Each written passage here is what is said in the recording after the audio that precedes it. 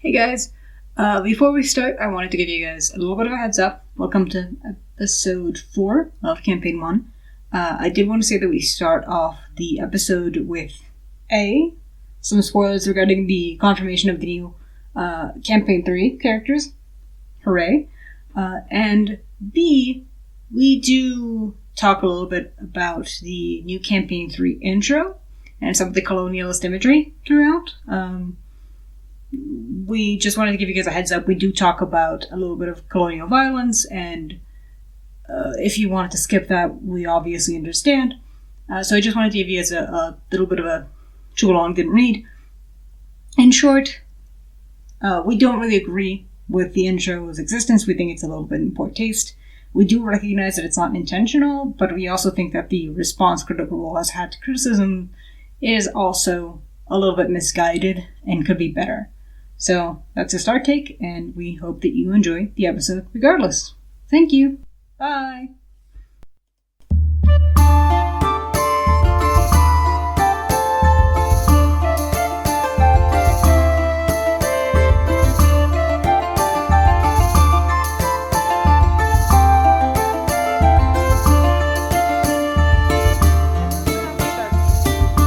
Hello and welcome to Critical Rollback Time Paradox Edition.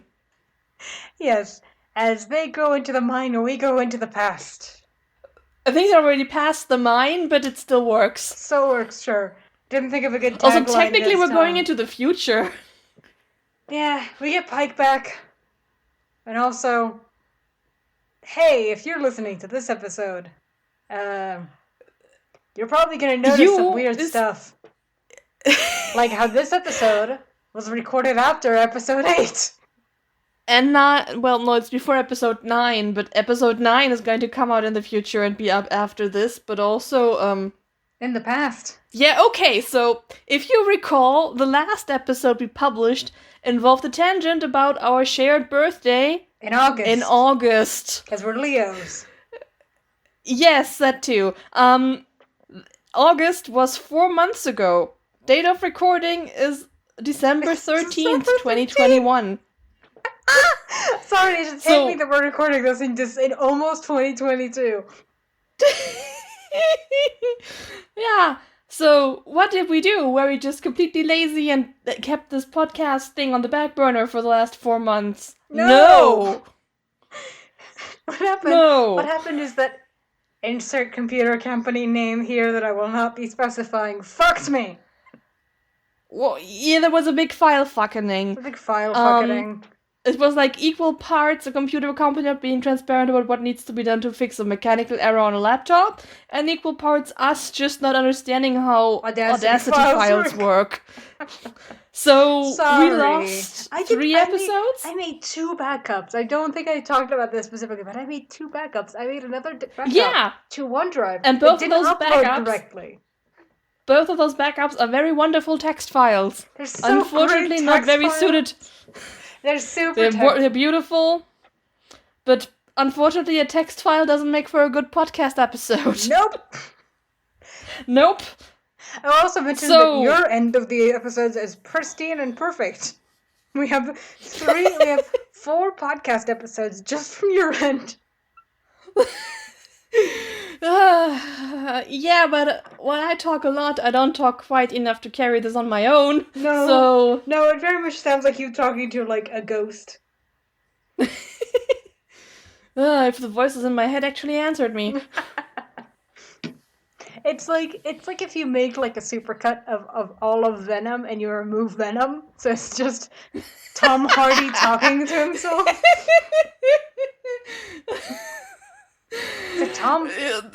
You're aware that this metaphor is going places, right? Sure it is.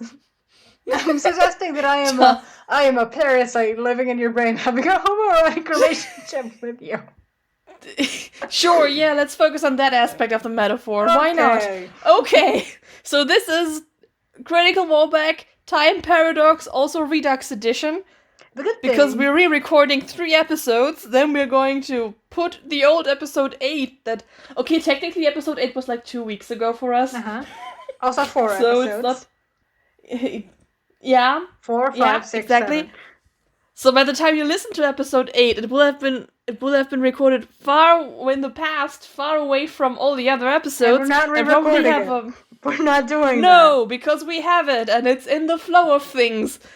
We can't promise that we can restore the flow seamlessly, but... What are you talking about? The flow is great. We have fun here. We have so much fun here. The good thing that you have to anticipate is that we are now, as opposed to the old episode 4, we're experienced. We've recorded 8 podcast episodes. We're sharp and clean, and we know what to do. Yeah, of course, absolutely, totally. Which is why we are so good at handling Audacity files, huh? Mm-hmm. Hang on, let me open the notes. I haven't sent you the notes today. Oh god, we are a well-oiled machine. We're doing great. Oh, I was wondering. I should have known when there was no anonymous animal I could call you. Anyway. Yeah, so this is Critical Rollback Redux Time Paradox Unhinged Edition. Just carrying the energy from our Vex special that patrons can unlock, and there's 2 people paying money to us. With us. On us. For a second there, you showed up as an anonymous Nyan cat. Now you're a koala. Oh no, what am I now? A koala, it's fine. Okay, I'll be a koala. Yes. Yeah, so we have patrons on the Patreon, and you can be part of that. And now we will actually have outtakes to publish, presumably when these files survive. Thank you so much for your patience. Thank you so much.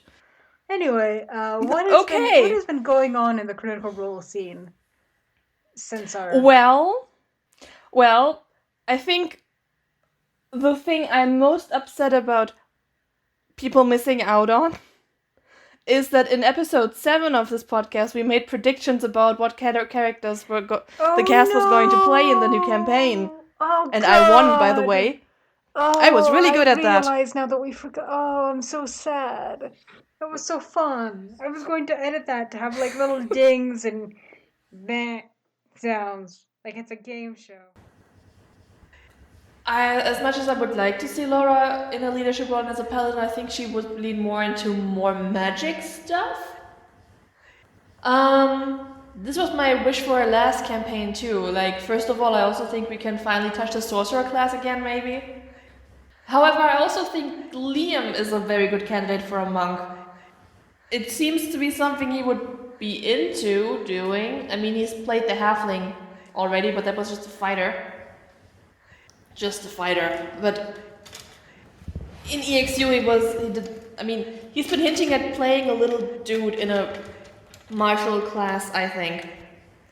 I mean, Sam is very good with support spells and stuff. Okay, so Ashley had a rainbows unicorns thingy on her table. Wait, her character in Exandria Unlimited was already a druid, right? Yes, it would have been great. And just for the record, I called Laura playing a sorcerer. Yes. I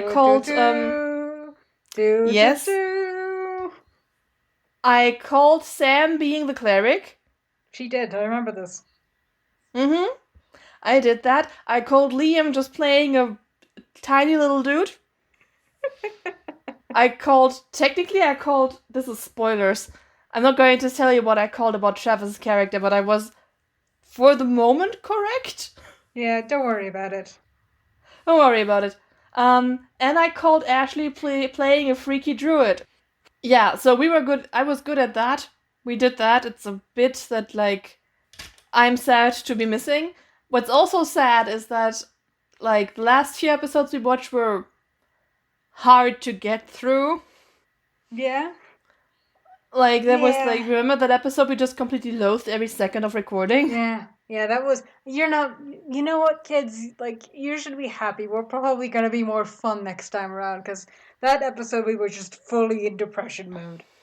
Just like, oh, I don't want to watch this. Why do we have to talk about this? I'm gonna have to, like, come up with a way to gamify that episode when we record it, because otherwise it's just gonna be depressing. Yes, we still have the original notes, by the way. Mm-hmm. And for all the episodes we're going to re-record, I'm only going to make minuscule additions to this. So this is working on the original notes still. Yeah, so this is us being transparent with you. So transparent. So transparent. We were going to talk about the current fucking happening in Critical Role. But to be completely honest, by the time this episode comes out, like 2 weeks from now, a week from now, a week from now. I'm afraid like a week from now, if you can make it. Yes, about a week from now when this episode comes out, I anticipate there will be a new fucking A. Probably, yes. Yeah. Right now, the fucking is that they finally released the actual opening for Campaign 3. But it's bad. It's unfortunate. It's unfortunate. Is I think the term I would use. And as always, when something is unfortunate, people talking about it have developed severe allergies to any kind of nuance. Yeah. Like, okay, there is a certain aspect of people online, most of them not even watching Critical Role, who will just tear into the cast for literally anything for any reason always. I think we've gone over this for the copyright stuff. No, we haven't. You're never going to hear this because those episodes died. Rip those episodes. There was like an entire time when we weren't sure whether we were going to do the podcasting thing because we asked Critical Role whether our title and artwork would be like considered infringement, and they never got back to us. We are still on red. We did this in September. And I think being ignored is the best thing for now. And always.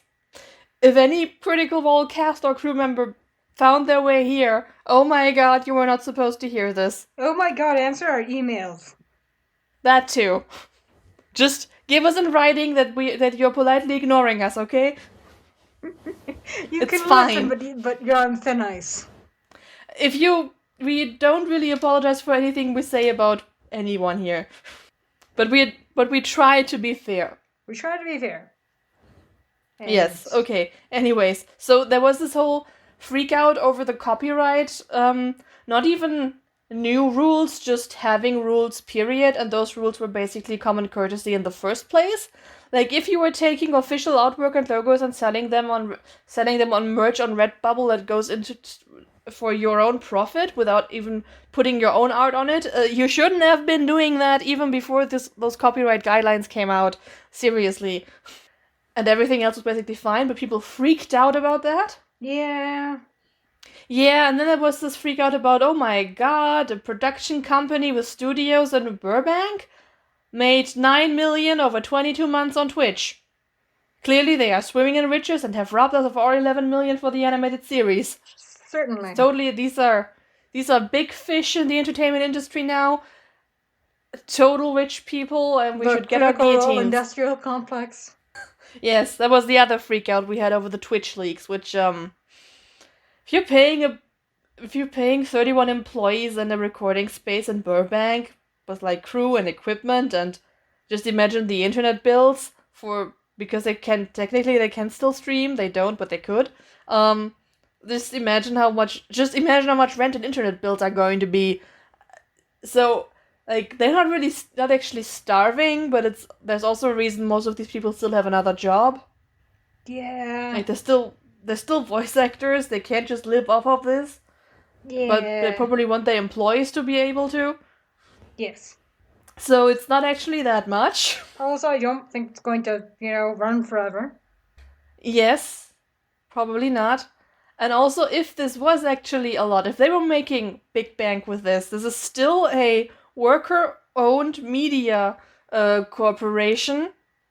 Probably the least exploitative place any of these people have worked, from as far as we know. I remember them talking a while back about the kinds of online purchased drugs from overseas that they would use to... the Chinese cough syrup to heal their bloody throats from when studios would make them scream themselves raw. Yes. Yeah, so it's not hard to be not as exploitative as other entertainment companies. And anyways, wouldn't we want something like this to be successful, just in a, like, labor theory kind of sense? Yeah, I think... No kind of worker-owned? Yeah, just in general, like... we're not going to pretend that Critical Role is a perfect company. We're going to talk about the problems. We're very much here to not pretend that. Yes, but we're also just of the variety of, like, don't punch sideways. And, like, also don't punch, slightly above your weight. In terms of just, like... There are so many other companies to punch at that are making billions of dollars with very exploitative practices. And, like, maybe you should be focusing your energy on those. Specifically, like, I'm thinking right now about a certain company that made a certain video game-based animated series, which is a very nice and beautiful animated series, but... Is distracting from their own sexual harassment lawsuits? Yes. Mm-hmm. And, like, specifically, I'm thinking about that in terms of Critical Role, because I think that, like, that one is struggling with the same problem with people, like, punching sideways at the company that had made the animated series rather than, like, the company that is... Like, don't worry about the animators, guys. Yeah, I'm pretty sure nobody's coming after Titmouse anytime soon. No. But yeah, in general, just, like, is Critical Role a perfect company? No. And you should criticize them for the things that they have done that are criticizable. Yes. But in We're terms about of to. a company making money and having good labor practices, I mean, good? Yeah, good. Wouldn't we want that? Yeah. I mean, we're not into capitalism as a concept, but, like... They're also still a very little fish in a gigantic pond. Yes, they're teeny tiny little fish. They're bigger than you and your friends are. They're way bigger than we are. Yes, we are tiny little and will plankton. ever be. We are plankton. Yes. Do you remember this game Spore? Yeah, used to play Spore. Yes, we are the tiny little plant bits you would eat on the first level. Yes, exactly. We're not even the little amoeba things. No, we're not even the other living things you could eat with the carnivore or omnivore mouths. No. We're just the plankton bits. We're just the little basically plankton. Background decoration. Yeah. And Critical Role is maybe the first stage thingy eating us. Yeah. They could literally do that. They could. Don't eat us. If they decide to answer our emails. So yes. The current fucking has to do with the opening and the aesthetic they went with. Which we're not super into. No, like, first of all, the better costumes are the ones that are the most sort of old-timey closet cosplay. Because they didn't have, like, the full Colonial Explorer set wardrobe for everyone. Yeah. Partially because no female version of that exists. I mean, I guess you could do, like, I've mentioned this with, like, a missionary's wife look, which were definitely involved in colonial projects, but also that's not really a very iconic look. Yeah, but that would be... Yeah, that's also not exactly what they were going for. No. Because, like, it is... You cannot... you just cannot divorce the costumes the men, and specifically the hat Matt is wearing, from colonial practices of exploring the Middle East. Yes. Which is especially unfortunate that they chose this for their campaign setting, inspired by the Middle East. Yeah. I mean, this would be problematic regardless of what campaign they're in, but this is especially not. This is just a pile-up of unfortunate things. Yes. However, like... And I haven't seen anyone reasonably arguing this even. It's not like they went out and were like, oh, we are just going to perpetuate some colonialism here. That's not what happened. No, and that's not what people are criticizing them for, largely. Reasonable people are criticizing them for. Like, there are always people who will just yell about every little who will come in yelling that even assuming good faith at this point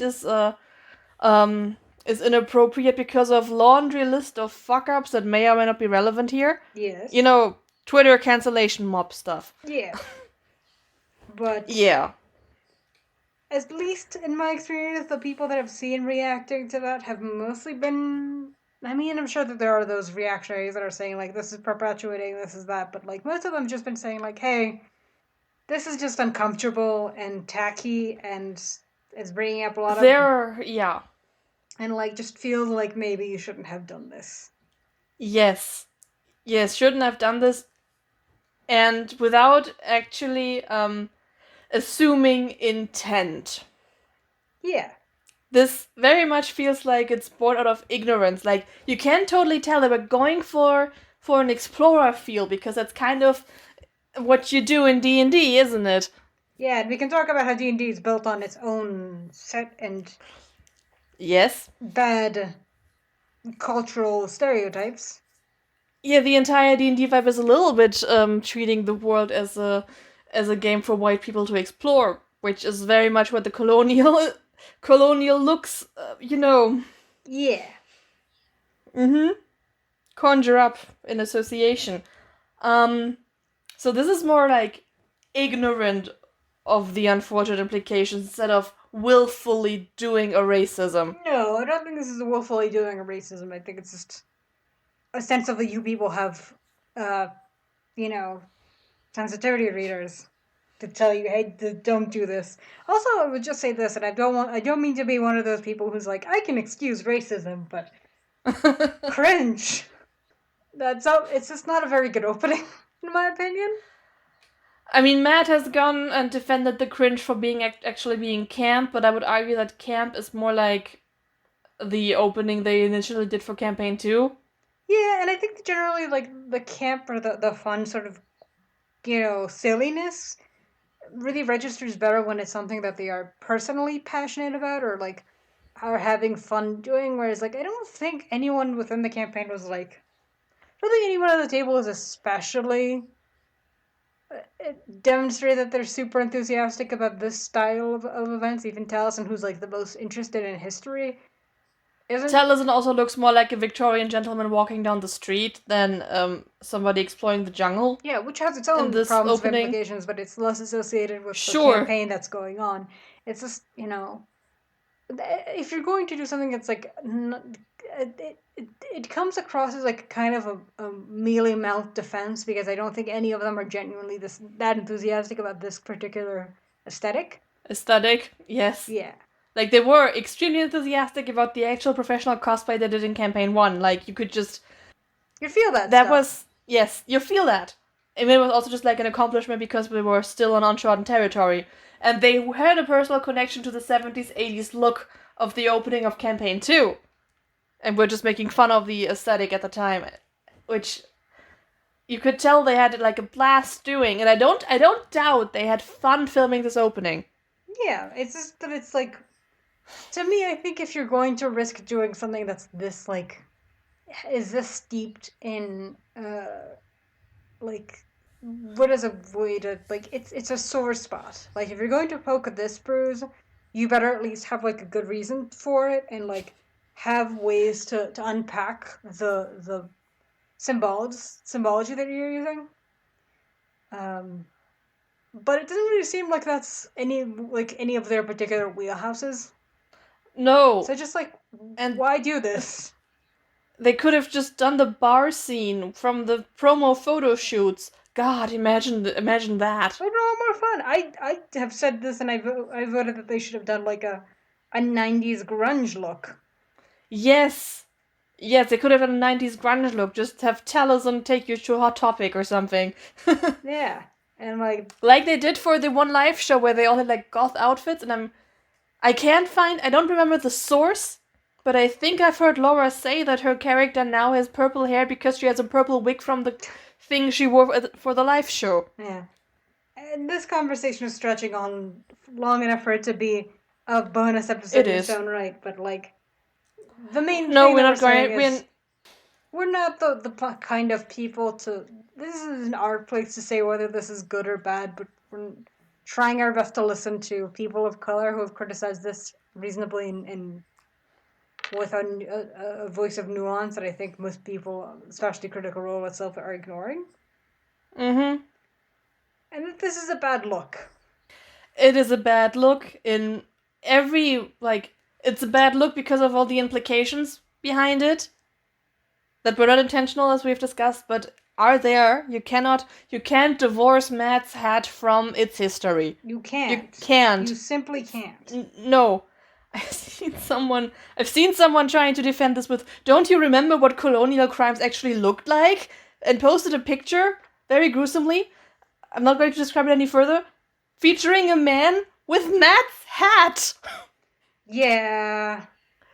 Just completely missing that this. Yeah. You just posted the aesthetic of it. I know you want to focus on the crimes against humanity in this, but do you see the costume the person is wearing? The thing we're talking about? Yeah, like it's very much unknowingly, but still calling upon these very violent and gruesome images of colonialism.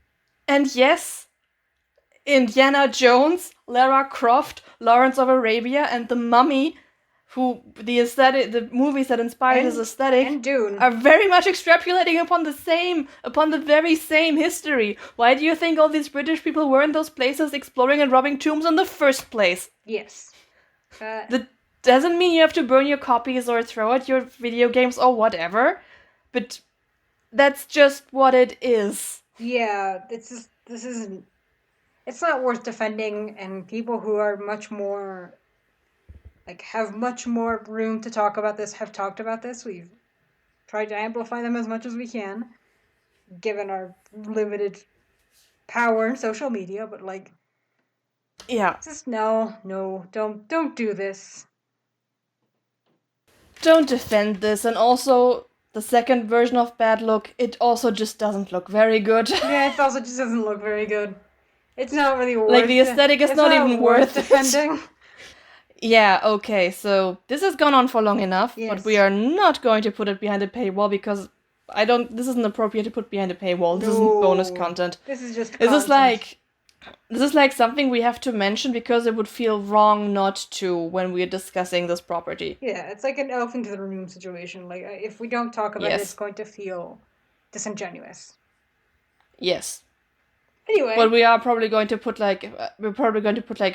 timestamps on it. I always put timestamps on it, so yeah. Should we have put the warning beforehand?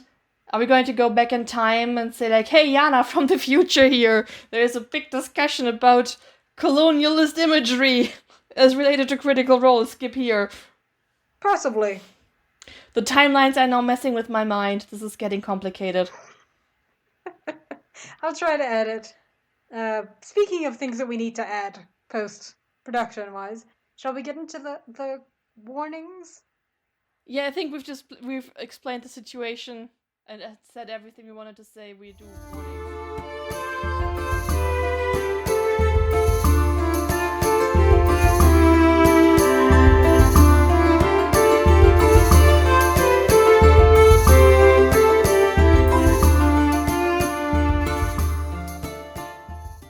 Hi everyone.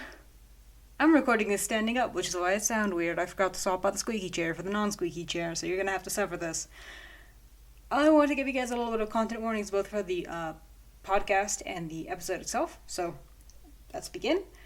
This episode contains white people attempting gang signs. It's bad and uncomfortable. There is, within this podcast, another cannibalism tangent, which I think at this point we do every week. There are allusions to lots of agency, as well as a dominate person spell cast on an enemy. And Raw gets a how do you want to do this, which tends to get a little bit gory and nasty. I found it a little bit excessive. Not that it's a judgment call, I just have a weak stomach. Also, in the Q&A section, which comes after the episode itself, they discuss a troll deck story. I don't know if we've mentioned that one before. It's kind of gross. It's a story about, in the pre-stream, a troll attempted to sexually assault someone. It's bad. You can skip it. It's in the Q&A. As for the things we spoil in this episode, we went a little bit hectic with this one, so the spoiler warnings contain Twilight, Dragon Ball Z, Naruto a little bit. It's a weird one. We do go over a little bit the confirmation of the characters that were in Campaign 3. So, be aware of that. That's about it. So, enjoy our podcast. Bye!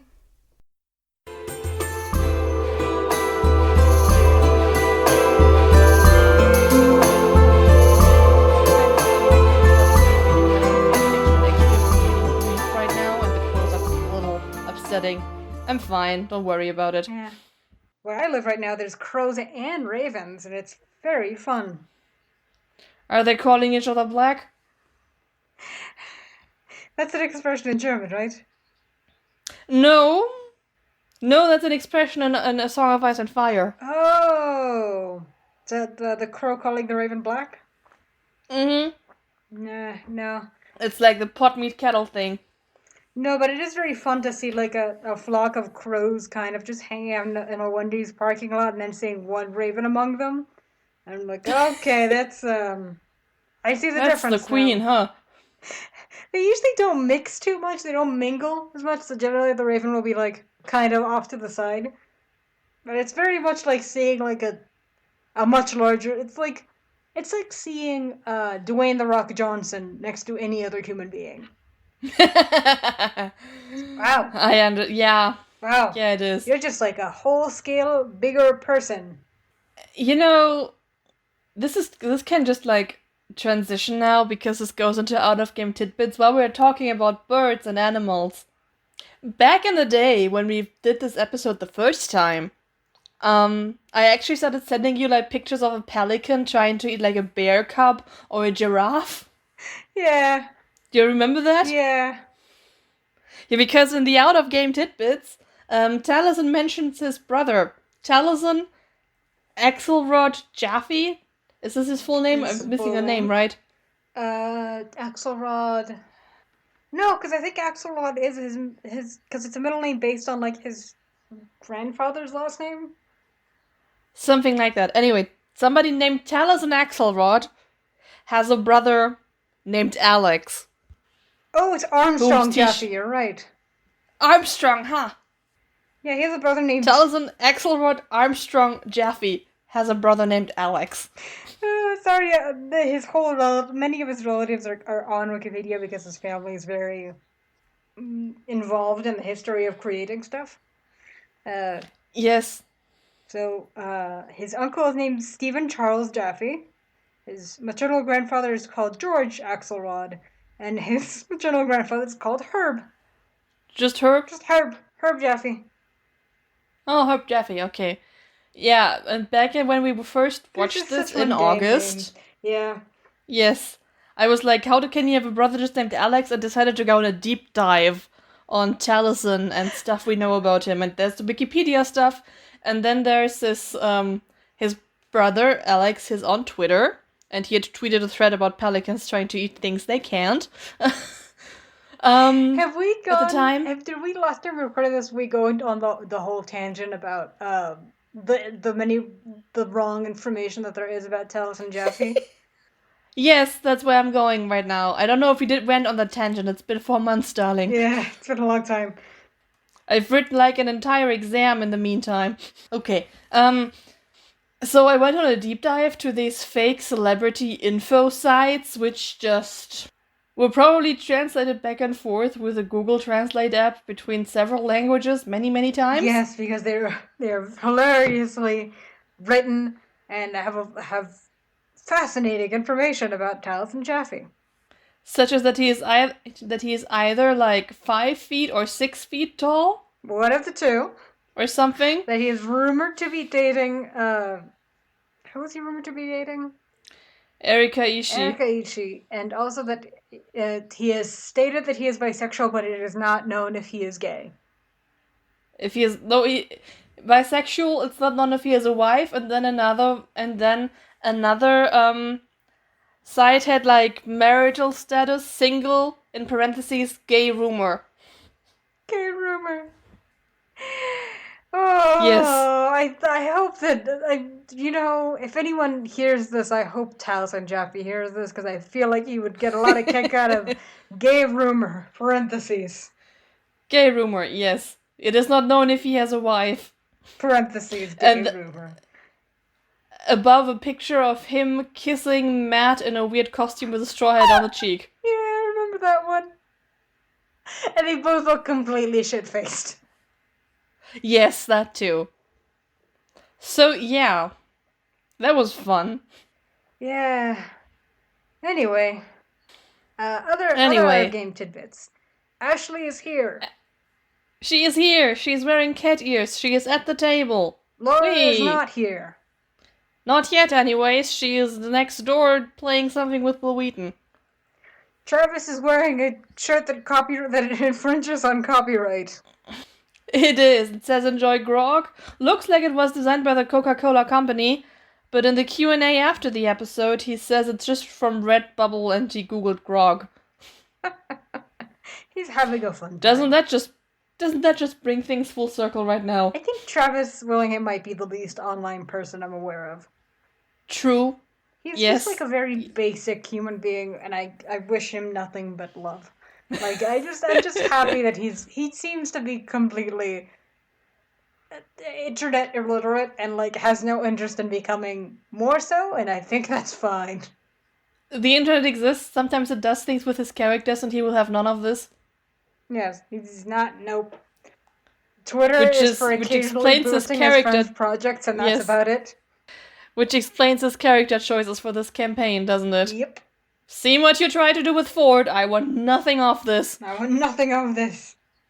Try and ship me now, I dare you. Just gonna have old men. Audience, including his wife. Yes, audience that is included. Laura Bailey. Who I don't see romancing his current character for some reason. That would be complicated. Yes. That'd be a challenge. Yeah. Also, she seems to be in full sorry about the whole Bojester thing makeup mode. Is that spoilers? I don't know if that's spoilers. It's the first scene of campaign 3. Yeah. Wait. Oh, you mean for campaign 2? I don't think so. Anyway, I look forward to the Bojester apology tour. For all you guys know, if you haven't watched the campaign, we could just be complete crack shippers without an actual axe to grind about Bojester in campaign 2. And we are. I'll be honest with you. I love a good crack ship. Kinda might be. Yeah. If I'm approaching campaign 3 with the approach that I think that it would be very funny if Ashley romanced one of Travis's characters. Yes. I think Florn should get to break an old man's pelvis. I think if Laura runs in danger of stealing Ashley's love interest once again, we should just let her again. Yeah. We should simply allow her. She's allowed. She has a permit. Yes. She already had to do the haranguing around out of that situation once. Yeah. Now everyone's fair game now. Yes, I feel like Laura Bailey just has like a permit that says I can romance anyone because I know what I'm doing. True. Just like how yes. Liam should have an anti-permit that says don't let me romance anyone. I don't know what I'm doing. Oh god. We shouldn't be talking about campaign 3, should we? Nope, we are here to talk about campaign 1. I will say I'm very fond of the Twitter post that had like the welcome home cheater thing in response as like the first thing Dariex is going to do when Dorian comes home. Yeah. Which can go many ways. Can go many ways. Blue boys are very shippable. So Anyways, okay, so back to the thing we're doing here, which is not discussing campaign 3 or 2 or Bojester, which was not a crack ship. Here to talk about good old campaign 1. Yes. Shall we talk about episode 4? Mm-hmm. Yes, please. Tell me, where are we at? Well, it's been 3 months since I watched episode 3, but... So maybe I should do this because I listened to the episode several times before publishing. Closer to when you edited it. Closer than to when you edited it.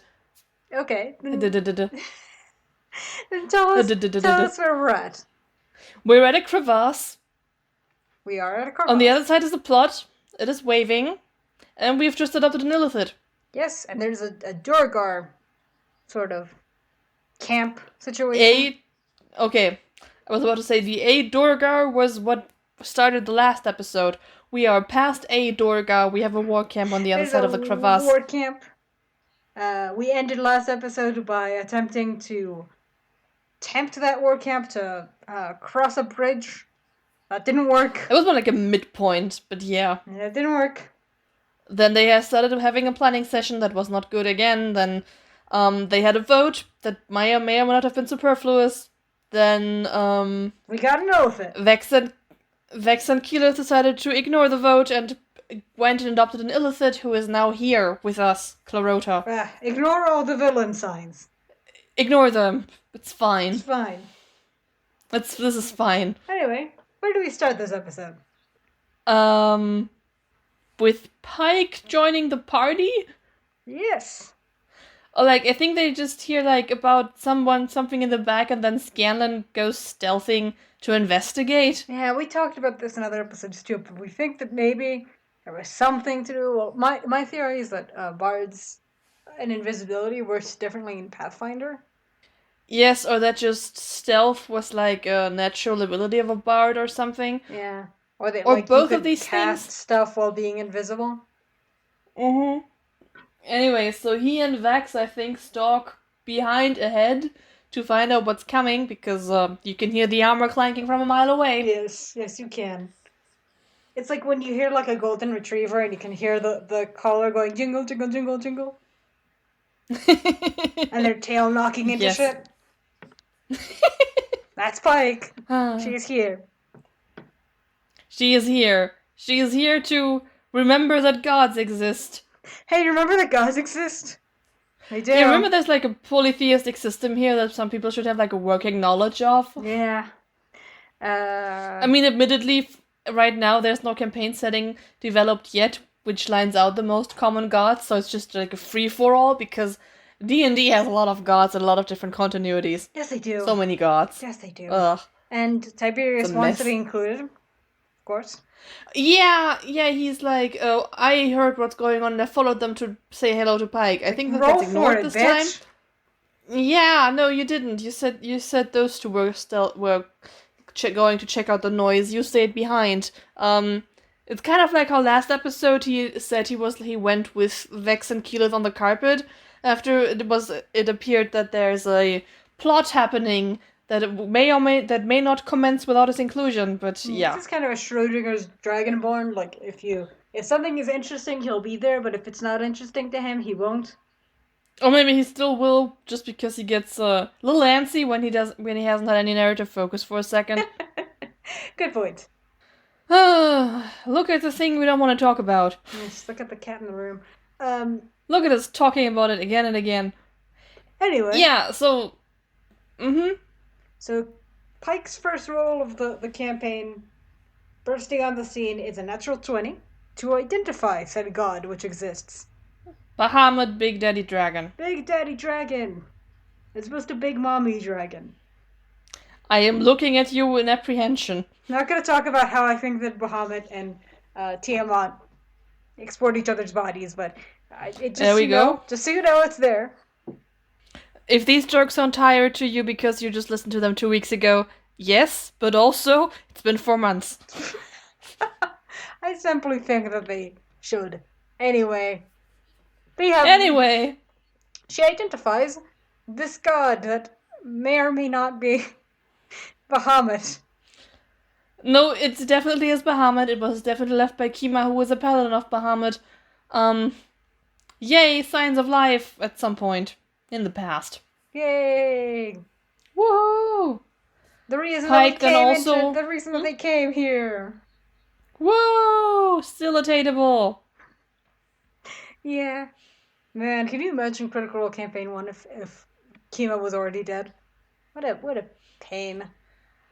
To be fair, I mean, yes, on the long term. I don't think the short term here would have played out much differently. Probably not, but I would have been depressed. Maybe.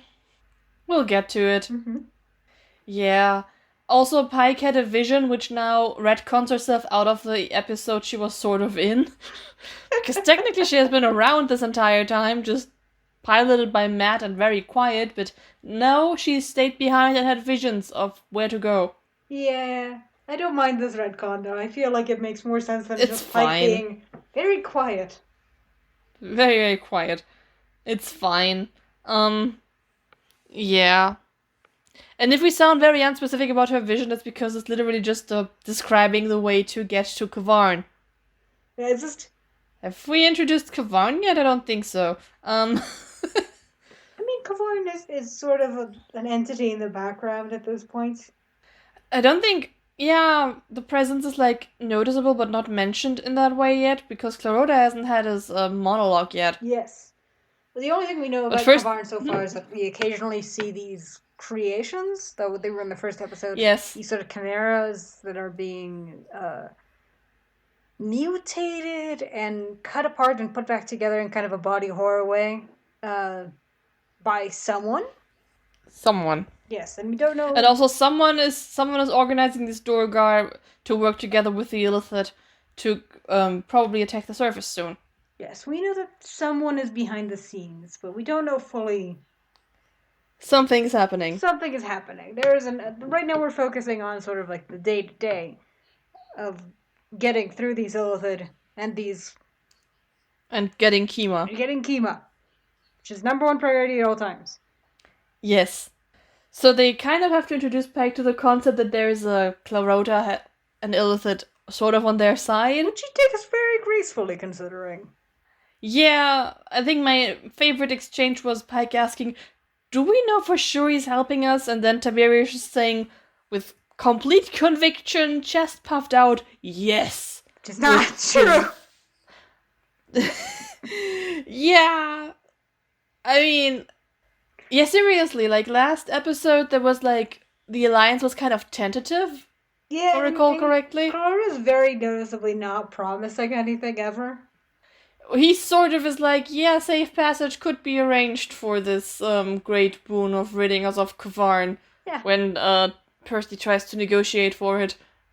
But he doesn't make many promises, and he is very open about how he just wants to rejoin the hive mind. Yeah, he talks about it in great detail very early on in this episode about how much the hive mind means to him. But it's clear that, like, I mean, I think that at this point in the series, it's clear that he's not malicious, but he's also not entirely trustworthy either. Especially since they've known him for less than a day.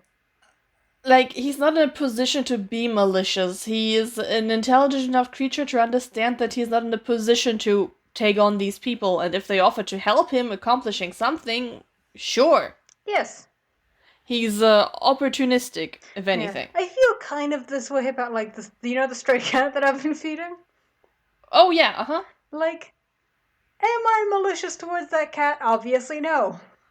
But, like, I'm just on a different level than that cat of, like, understanding what comfort and discomfort are. Like, if I then arrange for this cat to be, in her perspective, taken from her den and, like, stolen away in the night and taken to a vet, then that's pretty horrifying for that cat. But to me, in my perception of the world as a human being, I think of this as to her benefit ultimately, even if it's uncomfortable for her. I think Colonial perceives the world in a very similar way. It's just his version of comfort and safety is in the hive mind. He's also... Okay. First of all, you're trying to capture the cat to get it neutered? No, I'm not trying to get... I mean, I think she's neutered already, Spade. It's just that I'm not sure. Spade, fine. I'm trying to arrange to have her captured at some point. Possibly it's not going to happen. It might happen just because, like, she's sort of half-tamed, and also it's very cold outside, and I don't want her to freeze to death. Okay, So, yeah, like, fine. You are, however... Yes. You are, however, in this scenario acting on behalf of the cat. Yes, but the cat doesn't know that. Is acting on the behalf of himself. That's true. And the party is acting on behalf of... not humanity, but everything, like... Everything humanoid is... Individualistic... How do you say this? Individualistic sapient creatures. Sapient creatures, yes. That. On the surface. They're not hive creatures. Not the point I was trying to make here, but sorry. You can't really say humankind when they're not human. Elves and dwarves and halflings, yes. Let's say sapient humanoids. Like in Pillars of Eternity, I think they call it kith, that everything that's like a sapient humanoid with an equivalent of human rights in our continuity. That sounds weird. They're people. In our world is called kith. People, yes. People kind. Yes. They're working to... Yes. Our point here is that Clarota is not promising anything, and he's very much aware of his circumstances and using them to his best advantage, that's not necessarily harming the party at the moment, but it's also very much not a guarantee that it will never harm the party.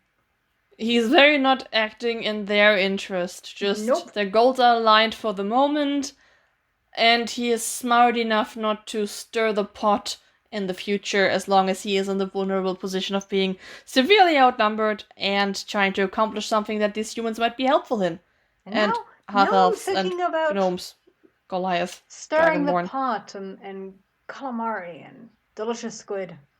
Anyway, I think we've had several calamari conversations too. Yes, we have. We've had several conversations about calamari in terms of what part of the calamari tastes better. Right. That too. And if cutting the tentacles of an illithid and eating them would be A, would this be calamari? And B, would it also be cannibalism? Which is an interesting philosophical question. And now I'm gonna have to warn against it. God damn it. Anyway, he's cool, but he wants vengeance. Yeah. Which leads Another to cannibalism tangent added to the warnings. Thank you, dear. Anyway. You're welcome, darling. Anonymous weasel. Oh, I'm a weasel now. This leads to Clarota having his monologue. Yeah, where he explains how he is very sad boy, was kicked out of the hive mind for being special. Like if you cry every time. Oh god. I just thought about Clarota technically being kind of like he's like an elephant, Mary Sue. He's like an elephant. He is! My immortal. Like, they kicked me out because I was so special. Because I was different. Not like other elephants. To be fair, he seems to resent his differentness, and when Keels tries to put the "no, but you're special" spin on it, he gets offended. Yeah, he doesn't like to be special. Being special in a hive mind is weird. Yeah, it kind of sucks. Yeah. And I think it's like a Twilight character about it. He's very Twilight character about it. You're right. He's what's her name? Leah? I can't remember. Which the one female werewolf in Twilight. Oh, the one female werewolf who has a weirdly maternal relationship with everyone. Now we have spoiler warnings to add. Oh my god! I'm not gonna add spoiler warnings for Twilight. Like, listen, if you're, it's been like a solid decade. If you want spoilers to Twilight, I'm sorry. You've come to the wrong place.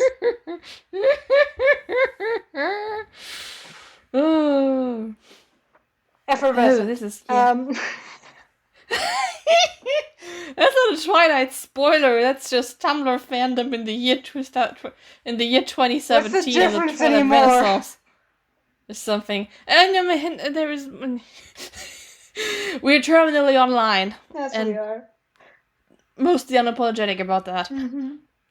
Okay, yeah. So Clarota is special. He built his own little tinfoil hat to shield him from the hive mind that has shunned him. He sure did.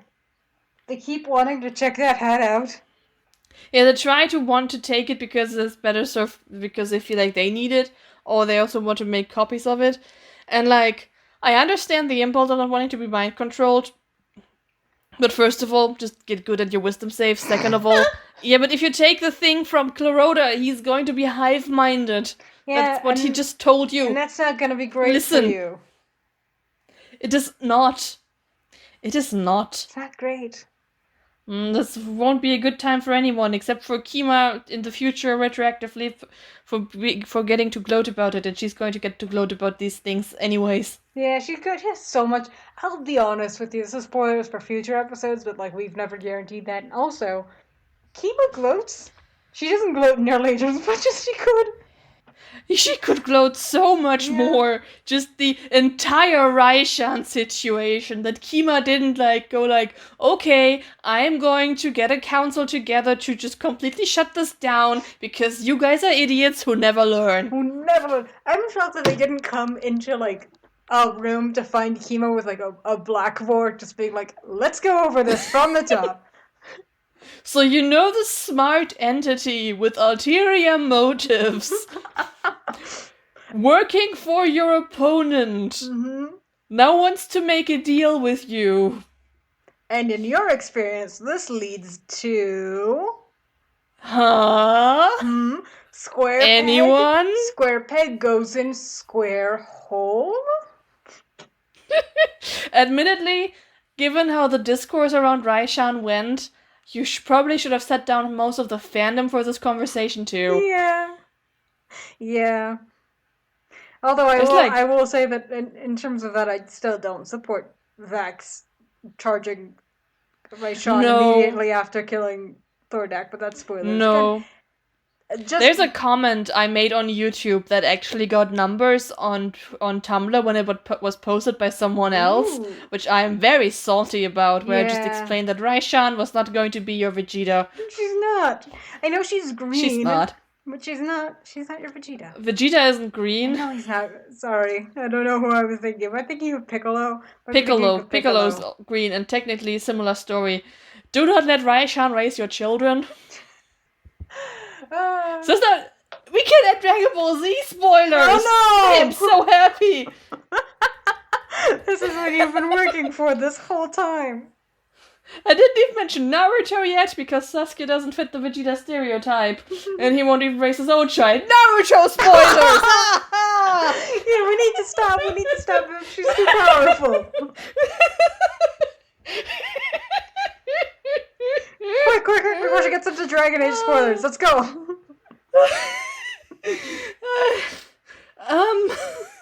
Can't think of any right now. As we've said, this is episode 4 Unhinged edition. It's just doing this a second time is. I think it's more fun actually. But we're also just running on the. Yeah. I feel like we're sort of running on fumes, but in the same way that, like, we're not a car running on fumes, we're like people running on gasoline fumes that we're huffing out of a tank. We have to laugh about this to not get frustrated. I already cried for 3 hours, and I'm not going to spend another 3 hours crying about it. Okay, so something I have in the notes. Yes. About how the whole arcane versus art of the mind seems a little arbitrary. I have to retract that, actually. Really?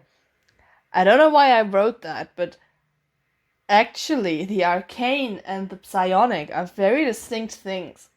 Oh, I did not know that. There's...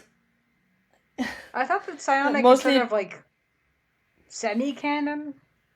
I think they have since published materials that make the psionic canon again. Okay. But it was a different kind of, not even really magic, I think, just like telekinetic psychokinetic powers that were different from actual magic and apparently fucking broken in every iteration. Yeah. And probably gonna be broken Whereas again arcane, now. Probably gonna be broken again now. Probably. Whereas arcane is just anything magical that isn't like divine or druid stuff. So the druid stuff is also kind of on the divine side of things. It's complicated. Yes. Alright. So the thing is that by illicit standards, doing psionic mind stuff and brain slurping is normal. But Clarota is a special boy who is apparently also like a sorcerer. Yeah. By their standards. Gee, Clarota, why did the hive mind allow you... He was just... The mother brain. He was too powerful for the hive mind. Yeah. Why does your mother brain let you have two kinds of powers? Yeah, that's what I was going for. Anyway, so... Pike wants to know about the tentacles. Wow, you skipped a few points. Oh, sorry, go on. Like, because I was about to... I think we need to get upset about the fact that after Percy tries to treat for safe passage, Vax asks Scanlan for an insight check on Clarota. Why? Which... Scanlan short halt. Person with the second lowest wisdom score in the party. Scanlan short halt, everybody. He's, Like, Vex isn't here, who usually does this stuff, but literally anyone else would have been a better choice except for Tiberius. Yeah, what about Pike? What about Pike? Pike's right there. What about Keyleth? Keyleth has an amazing wisdom score. Yeah, and she's very suspicious. Vax's own insight is better than Scanlan's. Keyleth is very suspicious, not of Clarota, but... in general... Spoilers for the next few episodes. In general, she's a very suspicious person. Except for when she isn't. Except for when she isn't. But yeah, this is another case of I think, before they realized it, well, Vax having, like, a little bit of, like, a daddy... not quite daddy issues, but, like, he's a father figure to the twins in a weird way.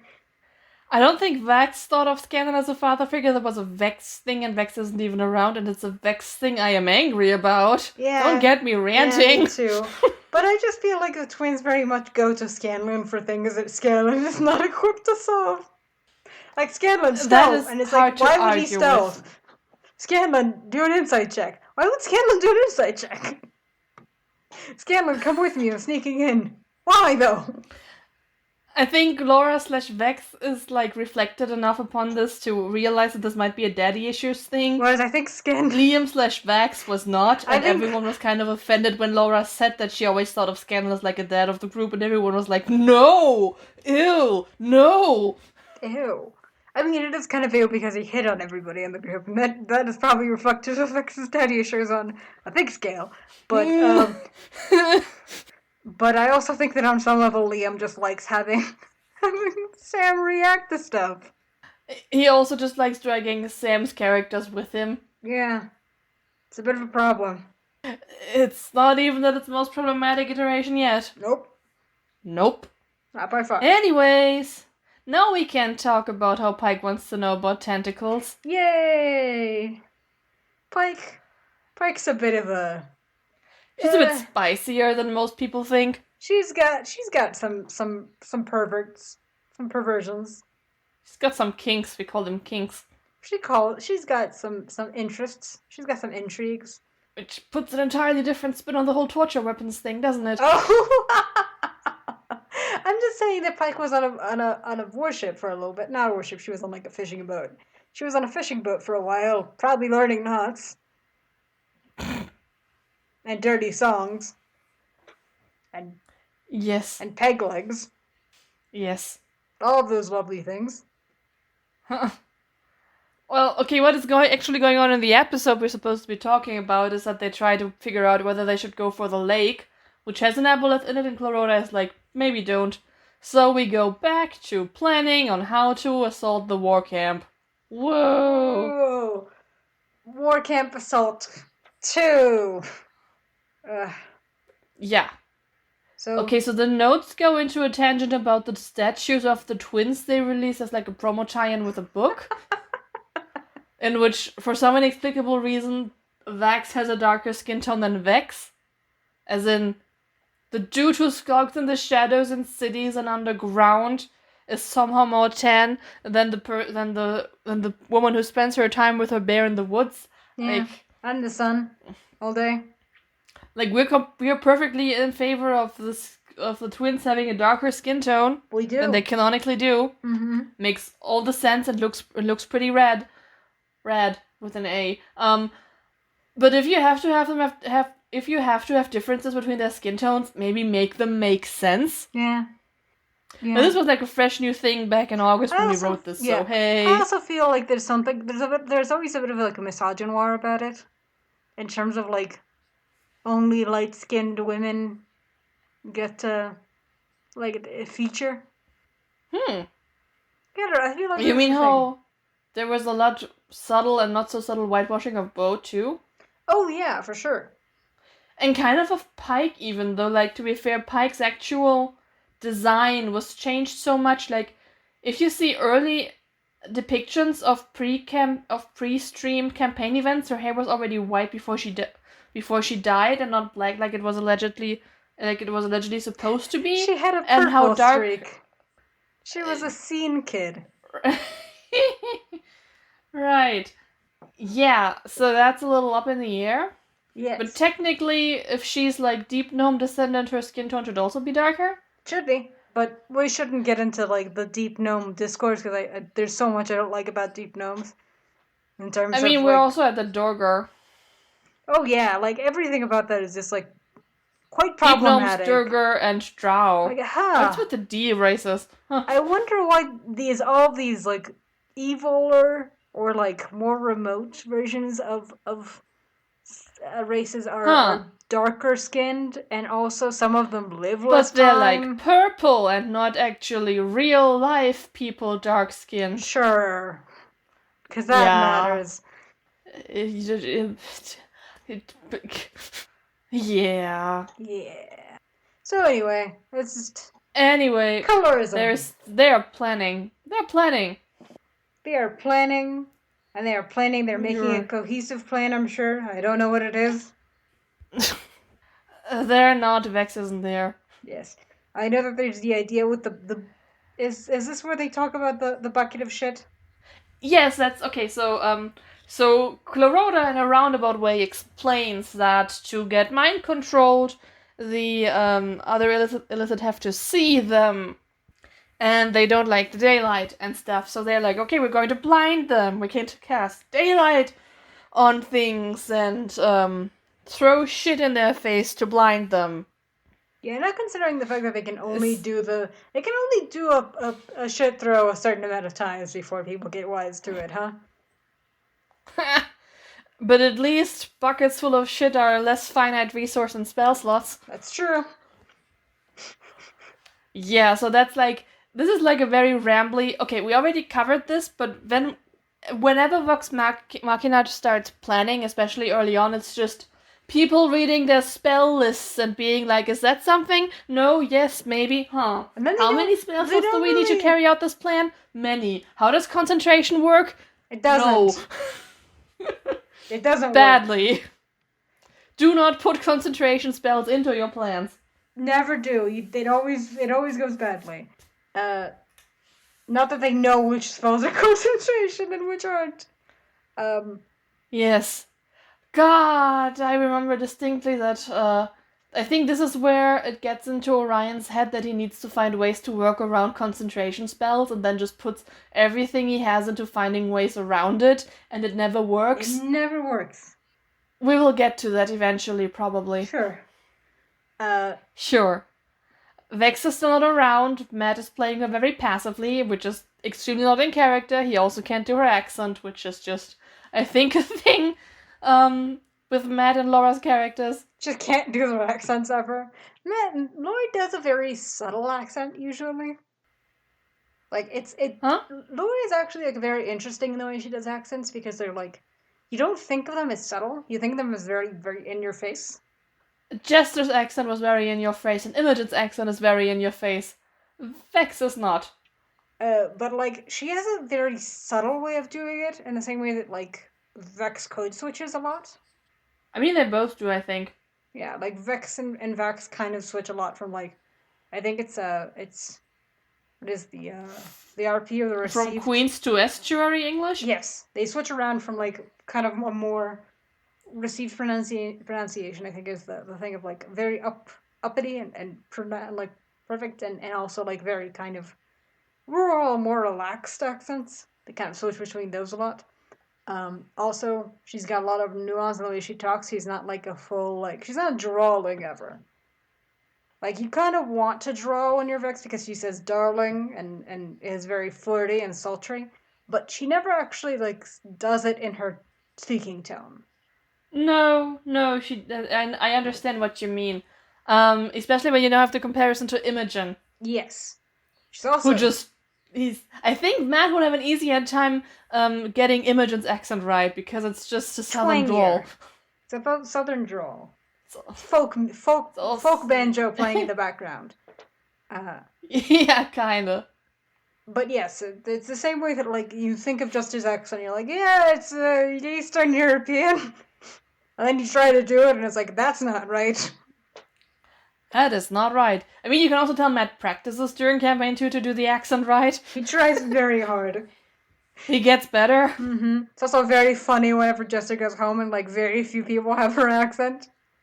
No one has her accent. Her mom Marion kind of. barely has her accent. Matt is trying, bless his heart. Bless his heart. It's very funny. But not his head. How Jester talks. It's not an accent, it's a speech impediment. Do you think Matt watched the Ginny D video on how to do Jester's accent? Maybe. Probably should have. I thought we practiced.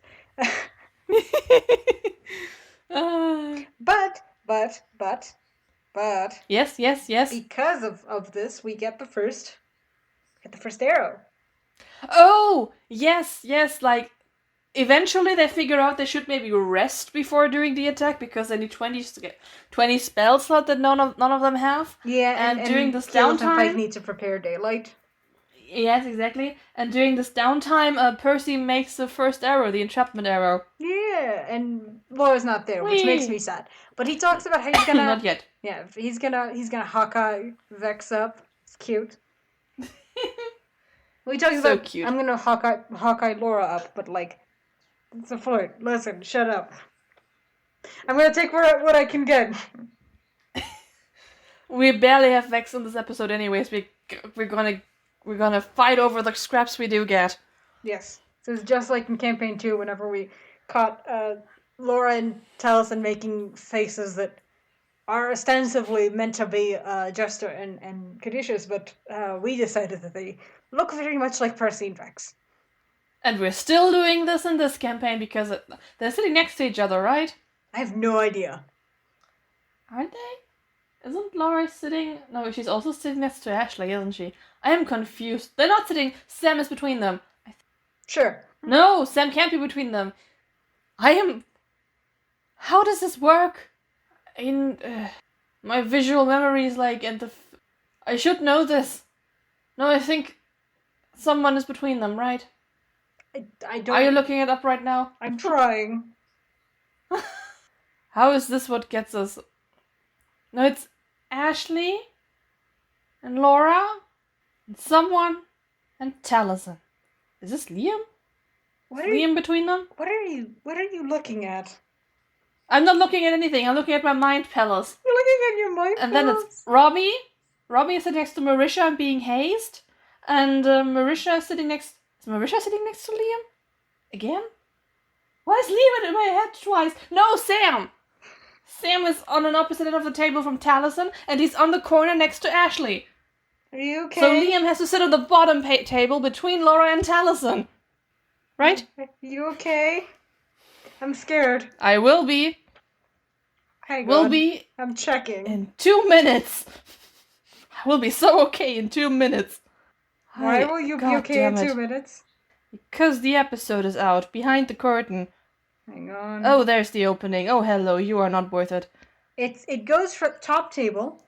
It goes. I was correct! Okay, I don't need to explain It's- it then. It's Robbie next to Marisha because he's being hazed. Sam on the corner. Next table. Ashley, Laura, Liam between Laura and Taliesin. Listener, she doesn't always get like this. This is What? weird. What's weird? You don't often get like this. Like what? Vehement. And start talking about your mind palace. This was my description. This was me using a term that I think people listening might understand. I don't actually think about things as my mind palace. No, at best it's like a mind house. It's not even that. It's like, I don't have a photographic memory, Mm-hmm. but I have something close to it with shapes. I remember the layout of things and pages very well. Just not the actual words on them, which is the most useless kind of memory to have. I have a real-time update about Critical Role stuff. Oh god. The tweet has been deleted. Brian's tweets? Yes. Mm-hmm. Anyway, How did you find out about that? I checked my phone while I was looking at the YouTube video to verify the table arrangement. Uh-huh. Alright. Oh yeah, and Christine just over an hour ago posted it also in our Daisy. Oopsie daisy. Christine, someone you will probably meet Probably. in episode 9 that we are going to be recording this week. Because what is temporality? Time is an illusion. Who needs to understand anything? This is fine. Where's my tab? There's my tab. We are doing an episode! I saw the Vex. And it I honestly thought with the first time hearing this song that he was like doing "I Shot the Sheriff." It took him a bit to figure it out because does he sing like I didn't see the facts because he was so goddamn stealthy? Yes. La da da da da da. I have a thing to say about that song in particular. Go ahead. I always say this about I Saw the Sign, but my favorite thing about The Sign by Ace of Base is that one bit where it goes like, hang on, how does it go? It's oh no, I lost it. I can't remember the line. How does it go? Shit. And I am happy now living without you. That line always makes me laugh. So, which is why I'm singing a song. And I am happy now living without you. It always being very insistent on this. Yeah, it always sounds like very insistent and like a little bit aggressive. I mean, let's be real. If you're really over a breakup, do you have to write a song about it? Nope. I saw the sign, and I am happy now living without you. And every time I listen to that song, I am so happy now. Without you, you have no idea. You probably think the song is about you. You're so vain. Anyway, that was my tangent about that song. We'll see if it gets to stay in the episode. Lovely. We are extremely loopy, aren't we? We're so loopy. And we're almost to the combat, aren't we? You didn't absorb much of the episode, did you? No. The planning is really messy. It is. But yes, we are approaching combat. Okay, so trying to reverse engineer the plan in my mind palace, which is the thing we're doing now. It's really hard to tell what they're planning. They are planning on, like, Clarota wants, like, a head honcho of the war camp to slurp some brains and also get some information. They need to get there. I feel like they don't have enough intelligence for this, but it goes smoothly anyway. So what they end up doing is coming up with ways to cross the crevasse with their fight methods, which involves people on the carpet. Keyleth as an eagle carrying the gnomes. And Tiberius riding Grog in a... It sounds way more fun if I don't say it's not in a sexual way, but for intellectual honesty, it's just casting fly on Grog and then riding on Grog, who is now wearing, by the way, a pot on his head because he thinks it helps, like the tinfoil head that Clarota has. I'll be honest with you, this is the best idea they've had so far. Is putting out, because like Grog gets mind controlled a lot. He's wearing a pot. I don't think it works. No, but like I think specifically Colonial says that it's vision based. Yes, yeah, that's why they have all these blinding plans. So that's why Pike and Keyleth get daylight. That's why they get a bucket full of goblin shit. All things considered, the idea of them being like, okay, we're gonna deal with a vision based mind control thing and put a pot over Grog's head isn't the worst idea. I think it's less about you have to see them and more they have to see you. Fine, whatever. So they make it over the crevasse, completely unseen, with like a giant bird and a giant Grog with a dragon on top of him. Who's flying carpet. He's flying like Superman. He is. There's some, what is concentration, how do spells work, of can Scanlan make himself and Vax invisible, or Vax and Tuel fly and himself invisible? Can Tiberius just make someone invisible? Yes, but not while Grog is still in the air. Just, what are rules? It's fine. Should we have asked this before we were in the middle of the air? No. Sure. Should be talking while we are stealthily flying at this war camp? Who knows? It's fine. They crash land in the case of Keyleth on the roof of a building in this camp that Vax and Scanlan then hold hands and explore. They do. And we get like a really cute hand-drawn map, which I do love the hand-drawn maps. Yes, it's quickly little lines and stuff, and it's just it gets the job done. This is what D&D sessions look like if you can't afford an entire room full of Dwarven Forge bids. Yes. Yes. And like this was a thing sometimes quite deep into Critical Role. In episode 68, they have a hand-drawn map. Right. They're much prettier in it. They do. And 68? 68. Do you remember the crevasse tickets? Oh, right, the booby crevasse, of course. I was at 58. I was like, no, those were actual rooms. I remember that. But you mean the booby crevasse? I mean the booby crevasse. Yes. They're much more detailed in later episodes, but sometimes they still... They have, like, props on it and stuff. Yes. They kind of went back and forth sometimes of just between, like... Sometimes they make maps that are just drawn, and it's fine. The crevasse full of volcanic glass to kill your party in, set by Dwarven Forge, wasn't out yet, so Matt had to improvise. Yeah, the set we know about. Yeah. The very prominent set that is now available to all y'alls or something. This isn't an ad read. We're not being sponsored by anyone but our 2 patrons. Thanks, patrons. Thanks, patrons. You're enabling us. You're enabling us. We didn't think anybody would do this. Hooray! Hooray! We can now each buy like a ramen packet from the money we made with this. Maybe. No, not even. You don't need to get into a deep dive into our now sort of existing finances. Don't worry about it. Don't worry about it. We try not to worry about it. Okay, so infiltrating. You're a mouse now? No, you're just a user. That looks like a weird animal. Google, what the fuck? Anyways, they're infiltrating this hand-drawn map, which I would be way more appreciative of if we weren't in map camera mode while Laura enters the scene. Yeah, this makes me sad. Yeah, everyone is just like, oh, hey, Laura, come on in, woo-hee! Like, come on, let us see Laura. And we do eventually, but yeah. Also, she isn't even in an awards dress costume. She's not, that's later. That's later, yes. I still feel bad. I feel sad that because of the...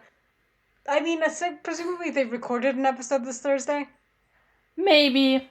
Or they didn't because of the Game Awards. I hope that if they did that, they still have Laura walk in her award dress. Yes, Laura and Ashley should just be in their gaming awards outfits for the next episode they record. It's fair. Yes, we deserve this. It's been a tough year. We need this. We need this. So anyways, she's here. She is so excited to be here, has no idea what's going on. She's so excited Travis is excited about the map. Ashley is excited about unpainted minis because they have like a hand-painted little bottoms to them. You've written that the are word like color-coded here. I don't know what sockle is. That's a thing that they stand on. Like like the bottom piece. It's also Sockel. Oh, That's okay, a I'm voiced sorry. S. So Sockel. Sort of. Sockel. Sockel. It's coming across to me as a Z, but that doesn't matter. It's Sockel? closer to a Z than an S. Z. Z? Sockel. Sockel? Yes! This has been your obligatory German lesson. We're doing it, guys. We're doing it. What I mean is the bottom pieces that are color-coded, and Scannons is pink in the same way that Vex is teal, and Percy is like blue? Purple? I don't know. Ketos is green. Vex is black. Of course it is. Emo boy. Yes, that. I don't even know. Would Tiberius be red right now and Grog be another color? God, I don't know. Grog kind of took over the red thing as soon as Tiberius left. Yeah, but did Tiberius even have it? Wouldn't he be like more purple? But purple is a Percy color. It's complicated. Don't worry about it. Nothing to worry about. And also Scanlan color. But Scanlan is pink. Moving on! They do an assassination. Vex manages to assassinate a guard. Smoothly. He sure does. Good job. It's the shh thing. Yes. Just yes. Leaning out and gingerly leaning against the wall. I will say that Vax's assassination methods in this arc seem like the best ones, the ones I would be preferred. I'd rather a rogue stabbed me in the neck and then held me gently as I died, rather than be one-shotted across the map from a dagger. Really? Yeah. I don't think I would like. I would choose the more instantaneous one that I would notice less of. Maybe that's a good point. So yeah, just shoot me across the map. It's fine. Yeah, and then one of the best lines of any episodes when they start enacting the plan, and Scanlan tries to throw the shit bucket at an illithid. Matt is like, "You're not proficient with goblin shit buckets, unfortunately." Just things you get to say during D&D. Yeah. You do not know. You're not proficient with goblin shit buckets. That demands a lot more study and practice.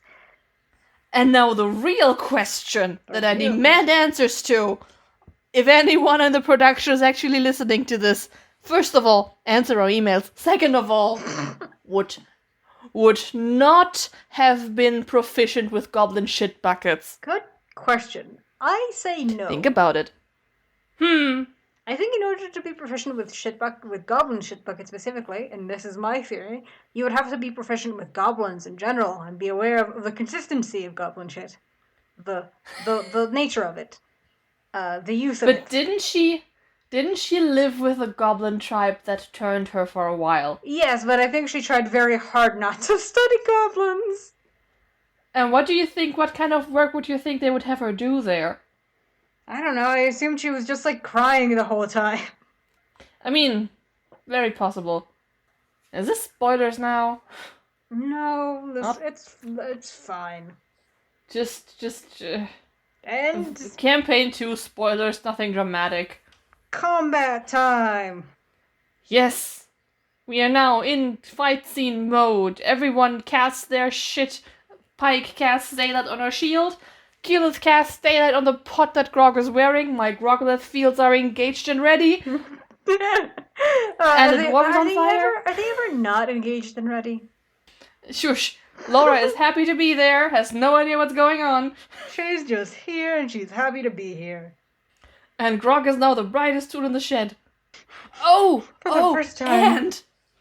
Yes. And... we get a tiny little Persalia moment. We do? Kind of. They roll the same initiative and jump down, and it's like, you first or should I go first? And then we go at the same time with a jump into the room together. Percy does a cool 3-point landing. Vex takes 8 points of fall damage. Oh, baby. They'll get better at it. They'll get better at it, guys. They do often roll the same initiative, or very close initiative. Yeah, it's been a running gig in campaign 3 so far. Yeah. And also, just for posterity, when they say rollies, they just mean rolling 2d20s against each other, right? I'm pretty sure that's what rollies mean. It kind of has to. They make it sound like such a big deal, and I'm so excited about it, but I think they just roll d20 again, and whoever has the higher number wins. I think so too. Maybe this is going to age poorly, and you in the very distant future is going to be like, no, rollies is this very involved game. It's a sacred ritual of rollies. Or it's something they have then published as an actual game with the Daring Press or something. Possibly. Who knows? I think it's just you roll 2d20s and you see who rolls higher. Yeah, which, I mean, fine. That's how this game works. Yeah, it's kind of the basis behind all of D&D. Yes. So you roll 2d20s and you see who rolls higher. Yes.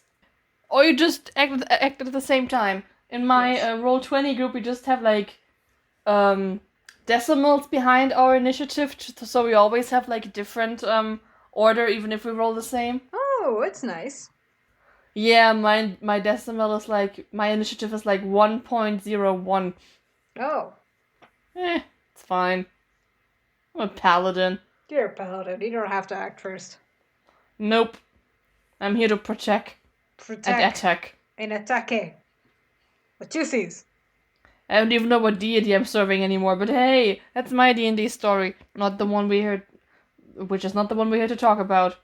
We're here to talk about this lawless land. Yes, this is where I went on a tangent in the notes about, okay, so I played a sorcerer before. Mm-hmm. So... Speaking of D&D stories. Yeah, but I'm not going to get into it. Even though it's legitimately very cool sorcerer concept, let me tell you. I sparkle. So what tipped this off was that Tiberius had like a spell that Orion designed himself, or that they just adapted from Pathfinder or something, which, according to a Twitter screenshot of it, was a level 3 spell that let like columns grow from the earth that crush people against the ceiling. For pretty high damage. Yeah. I'm sorry, I don't know what my voice is doing right now. It was high. It was high damage. Yeah, in this case, it just took out a bunch of dwarves. Duergar in the room. And you have to ask, this is a 3rd level spell? Yeah, the way they designed it on the Twitter screenshot from way back when. This is a 3rd level spell, which since then the Elemental Evil pack has come out. Pack, material, whatever. Which has this spell as Bones of the Earth with the exact same text that he's reading out and the exact same damage roll, but that's a level 6 spell, which is a little more reasonable for a spell that does this amount of damage and changes the environment. Yeah. It's a bit closer to, say, a tsunami or whatever that one is. Tidal wave? Yes. Something. And then, because this is a lawless land, sorcerers get sorcery points, which we are not tracking for Orion here because, no, we have better things to do with our lives. Yes. But you can spend 2 of them and to do a quicken spell, which turns a spell that's usually an action into a bonus action. And we know that in home rules to make high-level combat manageable at large parties, at least for campaign 1, I'm not sure if they continued this for campaign 2, if you cast like one big spell and a smaller spell, like up to level 2, the smaller spell could always be a bonus action. Yeah. But there's a level cap on it. Which means... And technically, if you have a bonus action spell and an action spell, you can totally cast 2 spells in a turn, as long as one of those 2 is a cantrip that doesn't spend a spell slot. Mm-hmm. Which I think I'm pretty sure that even the quicken spell with a sorcerer has to abide by that cardinal rule. Yeah. It's just that you get to turn spells that wouldn't be bonus actions into bonus actions. Yes. So you can do like a cantrip for damage and then do a bonus action big spell for your other spell, but 1 spell slot. Yes. No, you don't get to do 2 spell slots in a round. Yes. But hey, they get to do that eventually with like a level cap on the 2nd spell slot. And this is just a lawless land where there are no rules. Which also means it's perfectly fine to not pay attention to the combat that they're doing if you're into the rule stuff. Because you're going to be frustrated. We've been over this before. Trying to track this is, it's like trying to track the points in, like, whose line is it? Yeah, whose line is it anyways? Yes. Yes, or trying to track the ratings we give episodes on our Purvan Scale. Yes. Alright, so this I think nonsense. I repeat them so we have access to our previous numbers. Yeah. We could compare, but anyways. I'll write them down in the notes this time. Anyway. Yay. So that nonsense happens. Yeah, that happens. They do a fight scene. Scanlan dominates a person. Liam calls him a power top, which, That's not what that means. we can't comment on whether that applies to Sam, but with Scanlan, it's like, maybe not. Perhaps not. Neither a power nor a top. Neither a lender nor a borrower be. What? It's a Shakespeare line, isn't it? I don't know. It sounds biblical. Kind of sounds like the thing the great-grandmother says to Rory Gilmore in season 1. 2? 2? 2, actually. I don't know. Maybe 1? I don't remember. Ha! I managed to forget a Gilmore Girls thing. Thank you. Neither a borrower nor a lender be, for loan doth oft lose both itself and friend, and borrowing dulls the edge of husbandry. Oh, I'll dull the edge of your husbandry. Thank you. So what was that from? Hamlet. Ah. Okay. Anyways, do you have a gun tangent? I don't have a gun tangent. Actually, no, I do have a False gun tangent. show. But that's later. It's later. It comes later. Has to do What with comes later? the boulette. The gun tangent. Yeah, that's the next thing in the notes. Keep up. Oh no! Chop chop. When did the boulette come in? At some point, like it's fight scene. They are fighting. Duergars are out. Illithid is out. Almost slurps Vex's brain, but it's fine. And then whoosh! Suddenly a bullet appears out of the ground. Yes. Yay. The gun tangent was Percy at some point gets his gun arm trapped in the mouth of a bullet. And it's just like, hey, I get disadvantage if I have to make like an attempt to take my hand out. But if I just shoot with my hand, my gun arm inside the bullet's mouth, I get advantage, right? And Matt's like, yeah, that sounds reasonable. So he does that. I think the exact wording here was, is my arm still stuck in the bullet's mouth? And Matt was like, you can roll to take it out. And he's like, what if I would like it to be? My one question about this, though. How is he reloading? Next question. Do bullets have saliva? Did this bullet manage to bite down on his arm without slobbering on him? I mean, it probably has, but like I can see like a good one shot coming out of it before like the powder gets too wet. I don't think it's like in 6 seconds slobbering enough to make the powder wet, but like I can excuse that. My main thing is just how is he reloading? That is a good question. Okay, so my one arm is stuck inside the bullet. What if I want my second arm in there too? Also all of my equipment, my powder and my bullets. I'm just going to shove this hand in here and... This is how it works, This is totally reasonable. It is iconic, though. I'm sorry to say, it is very iconic. Yeah, this is very iconic. Percy just arm in Bullet's mouth, being like, yeah, nope, doing it anyway. That is, yes. It's very cool. It's very cool. Yeah, the fight scene goes on. At one point... Things happen. Huh? Things continue to happen. Tiberius tears apart the armor of the bullet to dig into and lower his armor class, which is would be a lot cooler if he didn't wink at it before doing so, which is a little weird. It's a little weird. It's more like it's like winking at someone before like skinning them. Sure, yes. Something like that. It's like that one Tumblr post that's about like if you see like a robot like opening up like a mechanic magazine, that's not porn, that's like intense surgical images. Both of which I think would be inappropriate to look at. Yes. Anyway. Yeah. At some point during all of this, Scanlan gets stuck into the bullet's mouth and is chomped on and goes down. Yeah, also the bullet like jumps across the room with Percy's arm still in its mouth, but impressive. Doesn't tear it off.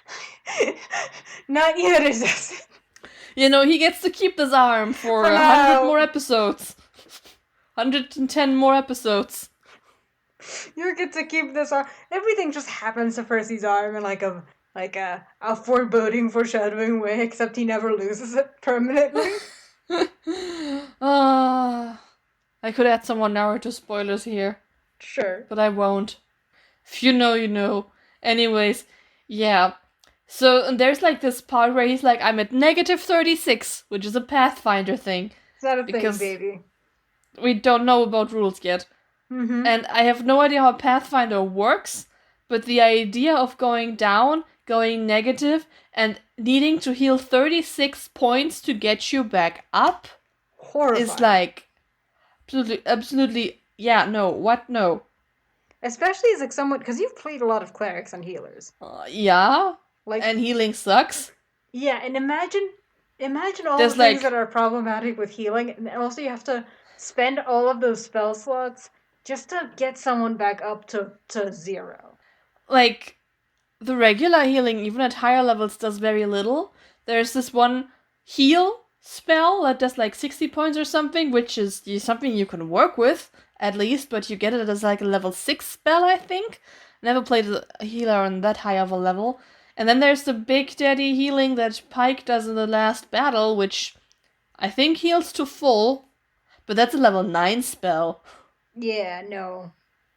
And everything besides that, your cure wounds and your healing words, it's your yeah, like arguably paladins are just better healers. They're just more mobile. The mobile more or less, but you can just like, because either these healing spells are meant to just get you up again, so you don't have to make death saving throws, in which case a paladin poking you and giving you 1 hit point without expending a spell slot for it is just quite good. action. It's like better on like, well, okay, it does take an action, so action economy is fucked, but resources are spared. Yeah, and except that you have a pool that dries out eventually.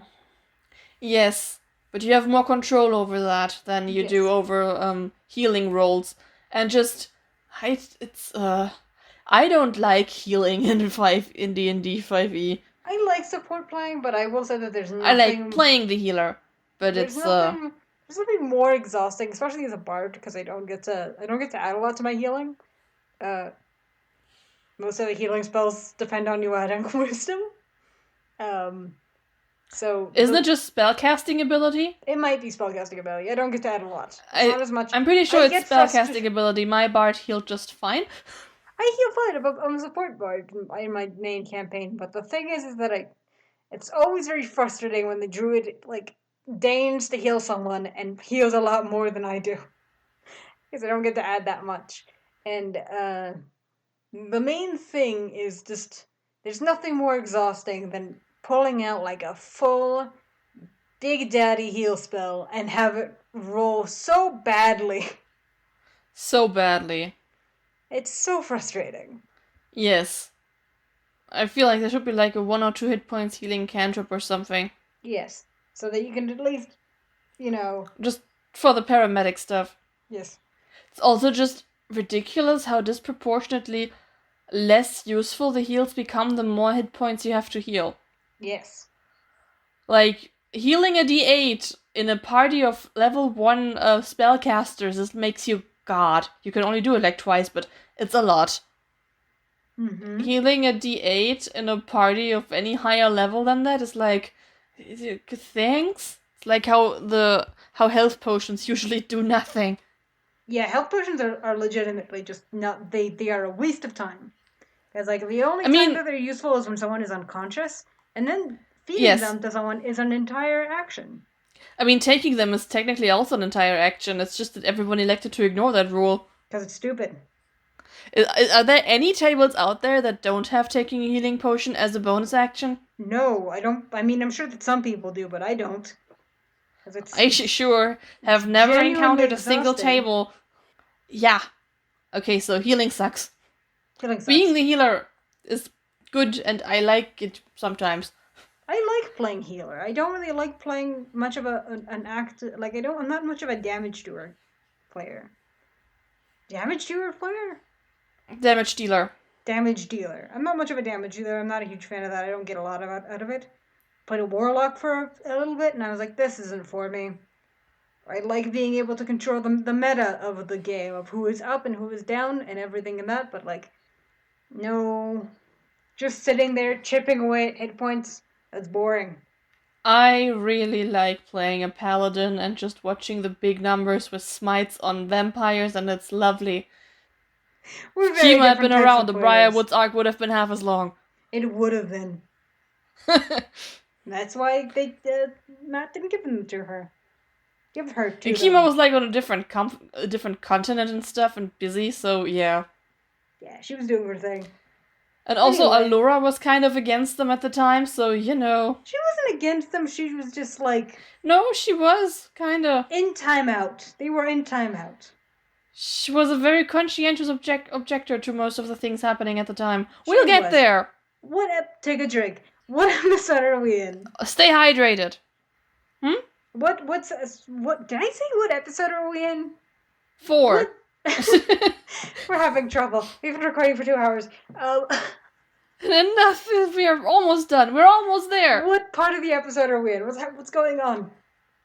Okay, we were talking about how Scanlan is just down, so there's like a moment where Pike uses her sprinter's boots to run over to Scanlan in the bullet's mouth, touch him and heal him. Yeah, I don't think she takes him out of the bullet's mouth. She can't, and that would just like if you try to yank him out of the mouth, the teeth would just tear him in half. Yeah, that you just would fail all his death saving throws then and there. Yeah, it's like taking a chew toy out of a mastiff's mouth. It's just like, no, that's not gonna happen. Pretty much. Percy is also down at some point, and also gets healed. Grog kills the boulette, tears it apart. It's very detailed. It's very Proceed detailed. with caution. They're in the middle of this house, have just taken out the command or something. Or I think they left someone alive. That's for next episode. Yeah, don't they just kind of stop in the middle of combat? They're just done now. Yeah, that's something they don't do anymore, thank God, because it's very weird. You know what also they don't do? You gonna talk to us about International Tabletop Day? I was going to say they don't have an episode without a break. Yeah, this episode, technically this does have a break. It's just that the break is after the episode and before a Q&A session. Yes. Which Sam and Laura aren't even there for, so what is the point? What is the point? Which is why we're not going to cover it. Just be aware that we've added this in the warnings probably, that there's like discussion of the Troll Dick story. Yes. And also, at some point, Ashley and Marisha are in character like talking about Pikeland, and Marisha is asking for more girl talk, which is going to come back to bite her. Right in the ass. In a bit. Yes. Taliesin says nothing good can come from this, and he is... Correct. But is he? Taliesin neglects to imagine how much he's going to play a role in girl talk. Oh, yes. Oh, the good times. Sometimes I can almost see them. Smell them, hear them. They're just waving at me across from this crevasse that is the first and also kind of second arc of Critical Role. We'll get there. We'll get in like there. 3 years. Maybe. I mean, two file emergencies, 3 years. It's just, dear listeners, we were almost out of the Underdark. We were about to record episode 9. Though? Is that out of the Underdark? We were just as far, and it turns out we were just as far in as we will ever be out. This is just going to be the rest of the podcast. We're never going to leave the Underdark. Just going to keep re-recording. It's like a not Prometheus. Who's rolling the rock? Sisyphus. We're Sisyphus and the rock. It's rolling and rolling and rolling. And then every Prometheus day, just gets his liver eaten by a bird, right? Same eagle, different liver. Yeah, that's Prometheus. I think. Yes, that's Prometheus. You're right. But it's like Sisyphus work is a German term for something that's pointless or something. Yeah. I prefer Wild Goose Chase. Do you now? Alright, are we finished with this episode? Can we rate it? Yeah, we are. We are finished. We are so done. We are so done, you guys. So done. Okay. Yes, we can rank, rate, whatever. Actually, I wanted to say, it's very weird that they didn't have a break because at some point Liam is like, can we have a potty break? And Matt just flat out says no. Somebody tells him to pee on Pike. Yeah, it's like, piss yourself. Go. I mean, he then leaves with 2 cups and to hopefully not to refill while he goes on his bathroom break. Yes, good point. But yeah, like, I mean, I think they've, like, there's this part where they just don't leave the table during combat or anything, except for doing very long, intense combat stuff. I think, like, for most of the mid-good part, the only time I remember them leaving the table is during the Raishan fight. Yes. And that was because it went a particular way. Yeah. I mean, they were very happy at that point during the fight. Sure. I think. Yes. No, there was like cheering from Marisha and Laura on the way to the bathroom. Yeah. Oh yeah, you're right. I forgot that this isn't the second Raishan fight, not the first. I mean, the second fight had just as many casualties as the first, so... Yeah, different tone, though. Somewhat, yes. Anyway, shall we rate this the bad good boy? times. Yes, it's time for insert onslaught of adjectives here. Perfect. Purvan Scale. Immaculate. The perfect Purvan Scientifically Scale. accurate. Peer reviewed. Sure, yes, fine, Purvan yes, absolutely. Scale. Go on. A joke that will make sense in 39 episodes, and I have to say, resetting this counter is a little upsetting. It's 40 episodes. Oh god. Yes. Okay, darling sweetheart. P is for pizzazz. Pizzazz. I mean, I don't think this episode had that much pizzazz. I mean, it didn't even look at Laura. We did get to see her, but she wasn't wearing an awards dress. I would say if we were to give this points, it would be for Ashley's very cute ears. They are and very cute. I'm willing to give a point for her cute ears. And the map? The map is cute.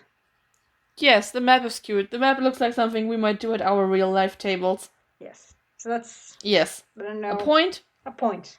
We give it a point for pizzazz. Cool. The second letter in Purvan is U for uncomfortableness. And were we uncomfortable at any point during this episode? I don't remember. I mean, there's the usual Scanlan and Pike stuff, but it's not even that is a little more toned down than usual, exactly. is it? It's more toned down than usual. There's just not a lot of opportunity to be uncomfortable because they're not super in character throughout.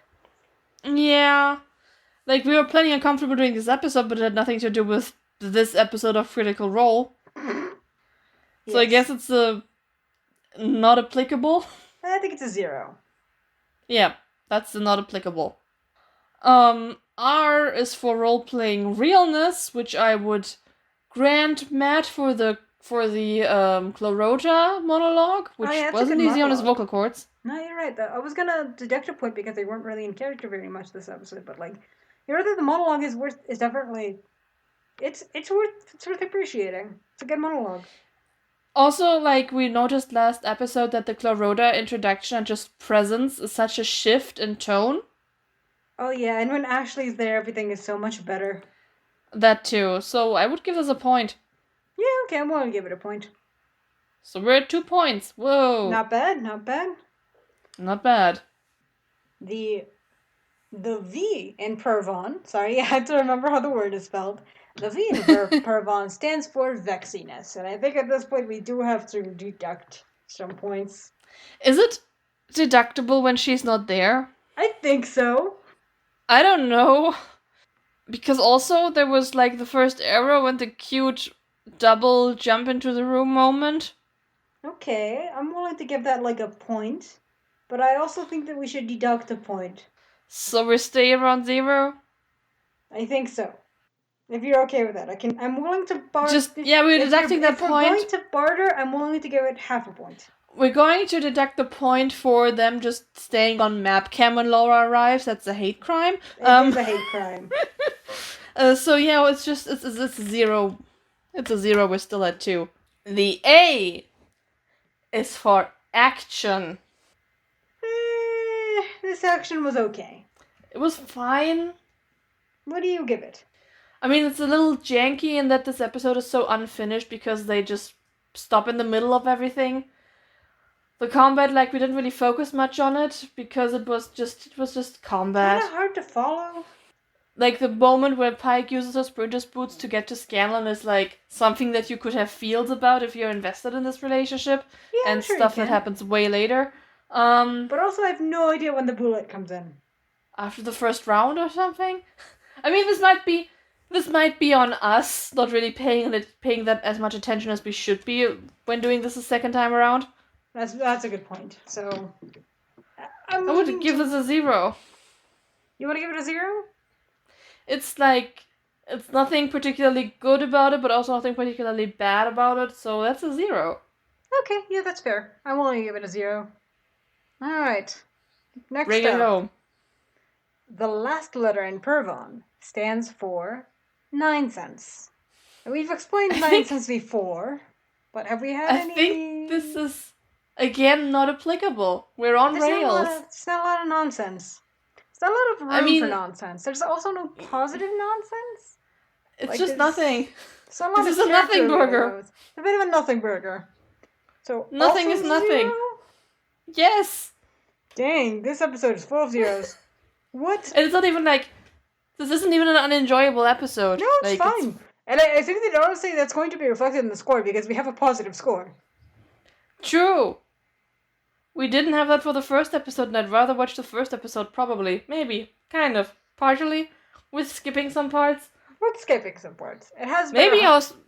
This episode is one of those episodes where I would recommend playing it at double speed, but also if you play it at double speed, there's just nothing. It reveals that there's nothing in this episode. Start the double speed when they start planning and don't stop until the episode ends and you'll be fine. Like, the bits in the beginning with Pike and Clarota are fine.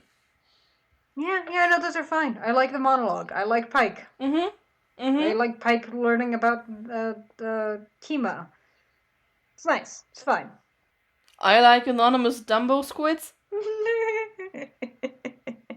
Alright, so what score are we giving it? What's the total score? I think it's a 2, right? Yeah, I think it's a 2. Which, sure? Yeah.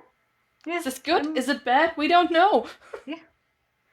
So, this has been fine. episode 4, version 2. Version 2. 4.2. Just, That's Critical Role episode 1. Critical rollback, royal, golden, whatever.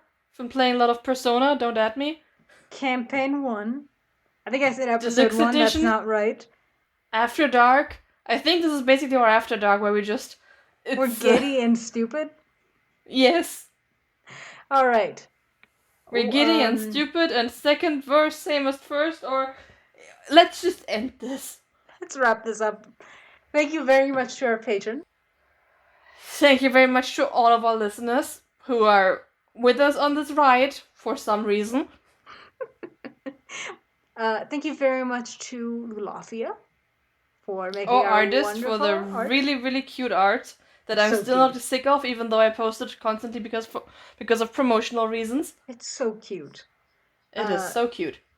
Thank you very much for Current Sun for the use of our intro, outro, transitional music. Song is Red Fox Tavern. Yes, every music we have is this song, except for the trailer for the Vex thing. That's just a YouTube thing. It's a really good trailer. You should listen to it. If you haven't listened to it yet,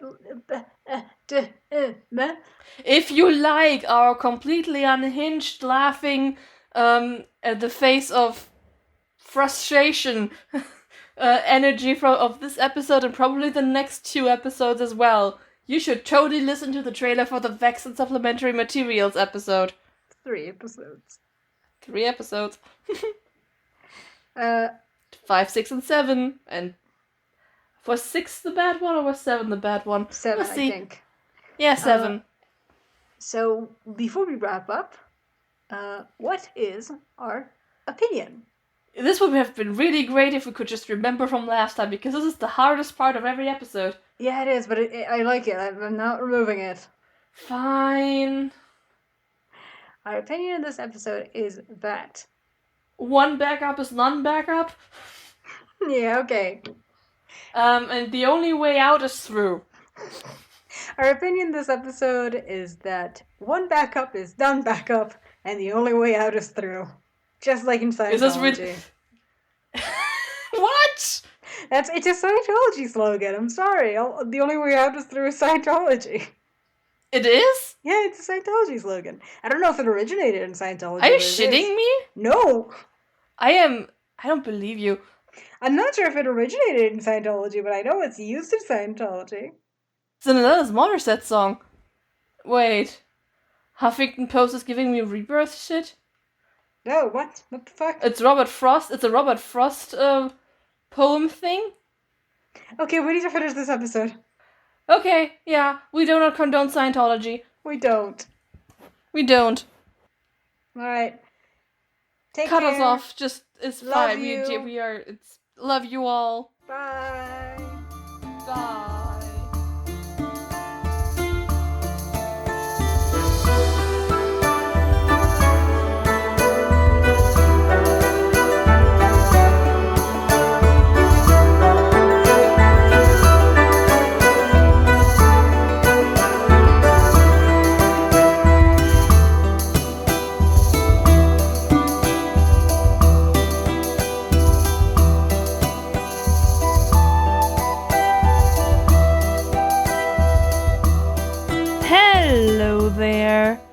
This is Yana from the future. A different future than time paradox, whatever.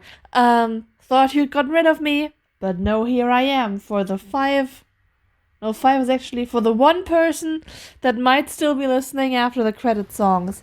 I am here to inform you that since we are rapidly approaching the year-end holiday stuff, which usually leads to a bit of a hiatus, we too are going to take a bit of a hiatus.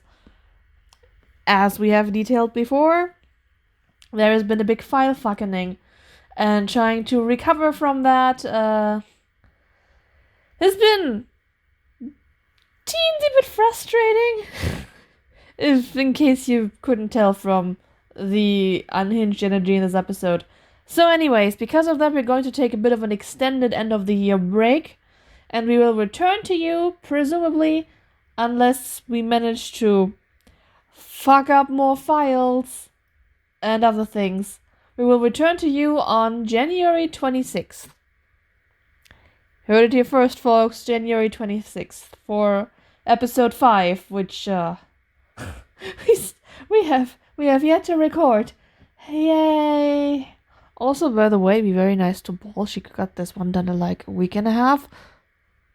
She did a great job. Just putting that out there. Bye!